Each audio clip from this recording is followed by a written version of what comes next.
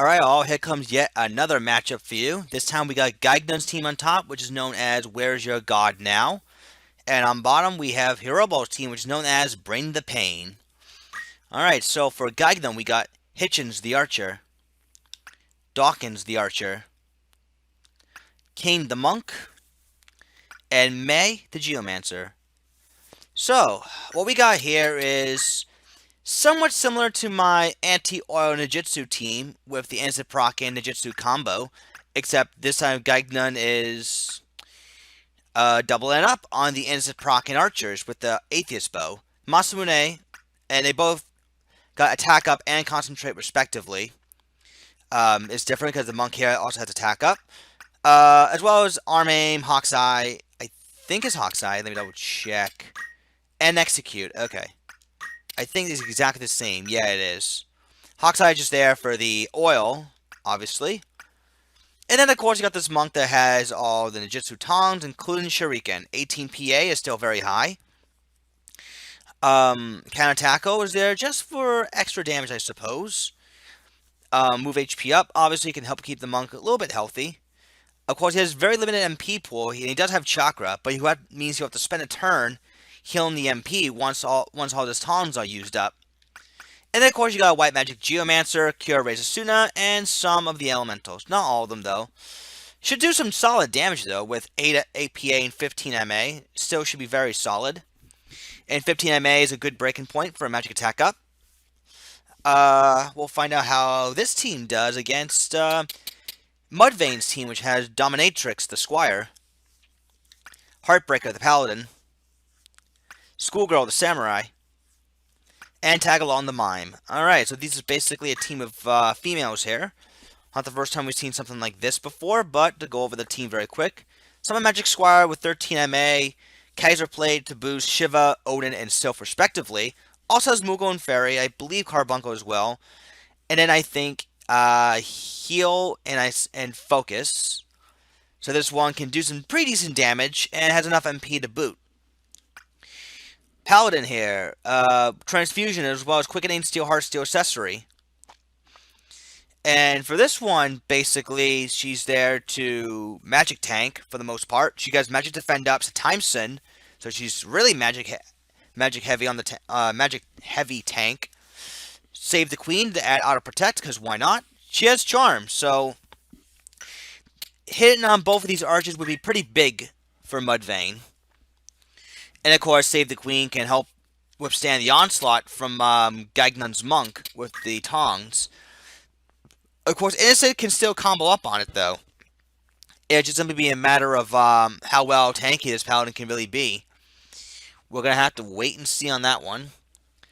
I think White Robe is a bit of a weird... It's an okay choice. I think Light Robe would have been better, because she can do her job slightly better with the transfusion. And just to be sure you don't get poisoned or oiled or anything like that, I think Platina Helm would have been fine. Because then you can not have any poison canceling out regen bollocks that will ruin this Paladin. That's just me personally. The equips themselves are fine, but I would have done a swap just to help her do her job slightly better. Samurai here with Katetsu and Heaven's Cloud and gets the boost thanks to Kaiser Plate. Also has Masamune Murasame and Reisa Suna, so she's your typical white magic samurai with some backup draw, so it's damage. Won't do as much because she doesn't have magic attack up, but with the elemental boosting Kaiser Plate, it is good enough here.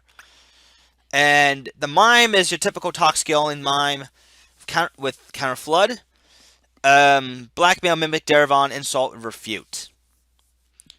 That's pretty much the game plan that Mudvayne's going for here. So, we're going to be going to map 74, Suiji Woods. This should be rather an excellent map for Gaignun, however, because of the range his archers can take, especially from that little hill over there. But it depends on who the archers hit, first and foremost.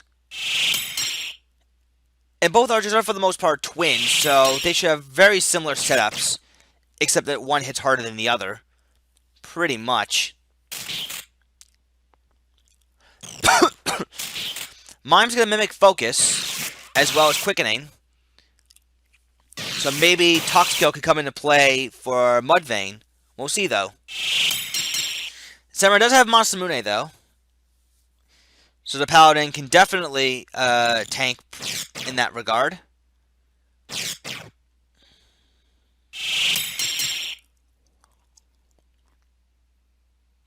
And here comes Shuriken Special. Hits all 4 times against the Mime. Counterflood, no stop proc. And here comes the Hawk's Eye. Does quite a bit of damage to the female Squire, but here's the Refute. Not getting rid of the haste and regen. Quickening once again. And Mime is innocent now, so she'll definitely be taking more damage from the tongs. Katetsu for 140, solid damage. Mime can mimic that, and Hell Ivy takes her down.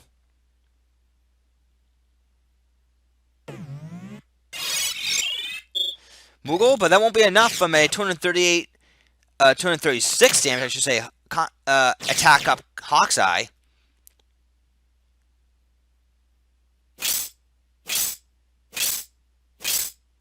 Counter Flood. No Death Sentence proc from the Quicksand. Yeah, Mudvayne is really outgunned here. Just the amount of ranged damage that his team is capable of. Not going to work out very well.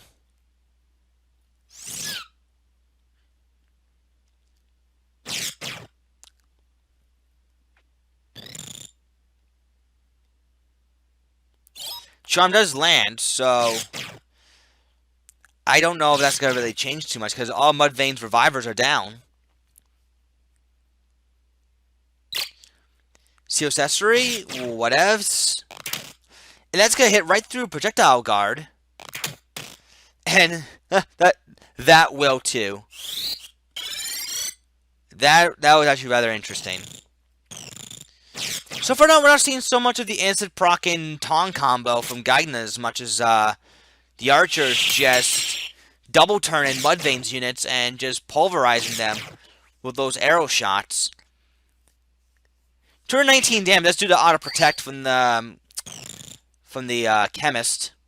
Not much else to it. Charm misses that time.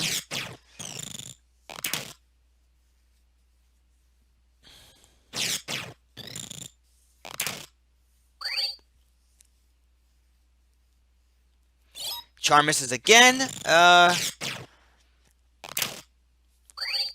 Paladin can take a beating, but she won't be able to last forever. Not quite like that. So, Gaignun takes round 1. We'll be going to round 2.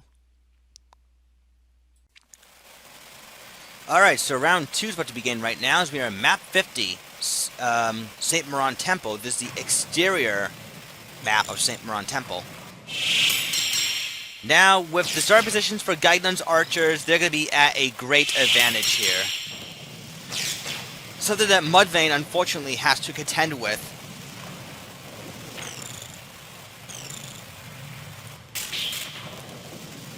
There's focus from the Squire as well as from the Mime. And Quickening. This is the exact same opening as last time. Except now I think Gaignun's archers are going to be at a greater advantage.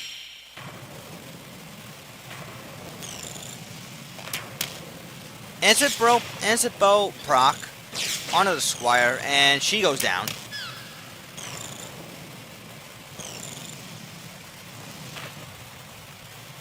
Let's see, can the Mime shut down the Geomancer? No, she can't. Arrow shot misses. That one didn't miss because of Concentrate. No stop proc after the counter flood. Paladin once again is going to rush forward. The Mime can mimic the Quickening as well. Squire comes back. And the Mime... Oh, does not go down. Thank you, all that evasion. 228, that's still a high number. But the Mime will go down eventually. Oh, Squire blocked that one. The Mime will go down now. Samurai's going to have to now get in position to do the raise. Charm misses. That would have been a nice break from Mudvayne, but sadly it's not to be. Hawks on the Samurai, and they're going to combo up on her.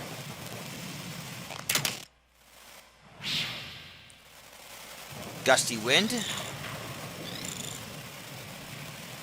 Yeah, just a combination of Gaignun's archers being very fast, and Mudvayne's team relying heavily on faith-based damage is just not going to be able to cut it right now.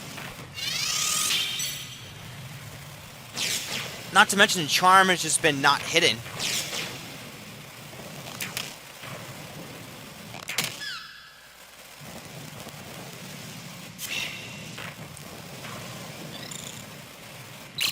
Steel's History misses, but I don't think that would have really mattered too much because, well, again, Gaignun has a lot of range damage options. And while not as much AoE as Mudvayne, the AoE is for Gaignun's not faith-based, while Mudvayne's is, and that's why Innocent's there to neutralize it. So yeah, this is a bit of a squash right here. So it'll be over relatively soon.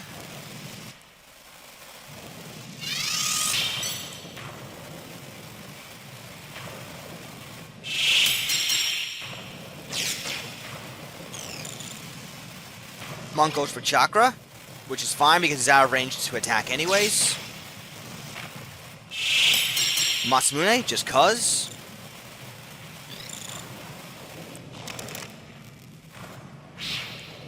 A little bit of counter flood action, but nothing's really going to phase Gaignun at this point. So, Gaignun takes both rounds. GG, both of you.